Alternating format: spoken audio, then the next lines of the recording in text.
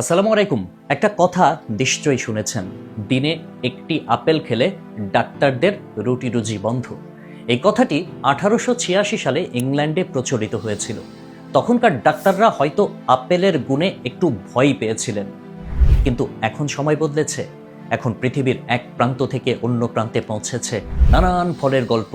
তবে একবার ভাবুন তো, যদি সেই সময় আমাদের বাংলাদেশের পেয়ারা তাদের দেশে পৌঁছাতো, তাহলে হয়তো কথাটা এমনই হতো, দিনে একটি পেয়ারা খেলে ডাক্তারের চেম্বার ফাঁকা থাকবে। হ্যাঁ, ঠিকই শুনছেন। আমরা যে ফলটাকে প্রতিদিন রাস্তার পাশে দেখে অবহেলা করি, সেই পেয়ারা আসলে এক অদ্ভুত প্রাকৃতিক ঔষধ। চলুন একটু সংখ্যার খেলায় যায়। প্রতি 100 গ্রাম আপেলে যেখানে ভিটামিন সি মাত্র 7%, সেখানে পেয়ারা দেয় এক লাফে 380%। মানে এক পেয়ারা খেলে আপনি পাচ্ছেন একটি কমলা লেবুর থেকেও 5 গুণ বেশি ভিটামিন সি।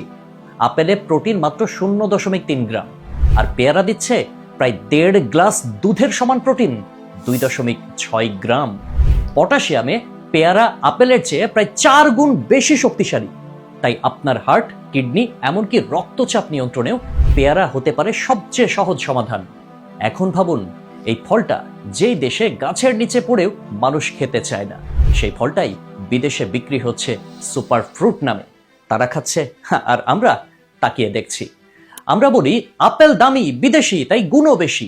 কিন্তু প্রকৃতি বলছে দেশি ফলেই আছে দেশের মাটি, দেশের শক্তি আর প্রকৃত স্বাস্থ্যের জ্বালানি।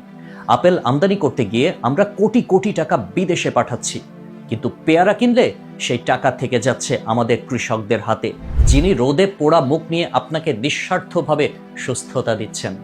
ভাবুন তো, আপনার এক কামড় পেয়ারা মানে শুধু একটা ফল নয়, এটা আপনার শরীরের প্রতিটি কোষে পুষ্টি ঢুকিয়ে দিচ্ছে, ভিটামিন সি দিচ্ছে, রোগ প্রতিরোধ ক্ষমতা, ম্যাগনেসিয়াম দিচ্ছে, হাড়ের শক্তি বজায় রাখছে, আর প্রাকৃতিক আঁশ রাখছে আপনার হজম প্রক্রিয়া একেবারে ঠিকঠাক। অন্যদিকে আপেল দাম, আমদানি নির্ভর, কিন্তু পুষ্টিতে পিছিয়ে। তাহলে প্রশ্ন হলো, আমরা কি শুধু বিদেশি নামের চকচকে মোড়কে আটকে যাব, নাকি নিজের দেশের গর্ব পেয়ারাকে বেছে নেব? সময় এসেছে বদলে যাওয়ার। শিশুর টিফিনে আপেলের জায়গায় দিন পেয়ারা। প্রতিদিন সকালে নাস্তায় রাখুন এই ফলটিকে। বাজারে গেলে বিদেশি ফলের দিকে নয়, একবার তাকান স্থানীয় কৃষকের ঝুড়ির দিকে, যেখানে টাটকা পেয়ারার গন্ধে ভরে আছে বাংলাদেশের মাটি ও ঘামের গর্ব। সবশেষে বলবো, একটা দেশ তখনই সত্যিকারের স্বাধীন হয় যখন তার মানুষ নিজের মাটির ফল খেতে গর্ববোধ করে। তাই বিদেশি আপেল নয় ভাই, দেশি পেয়ারা খান। নিজেকে সুস্থ রাখুন, দেশের কৃষককে বাঁচান, আর ডাক্তারদেরও একটু বিশ্রাম দিন। আল্লাহ হাফেজ।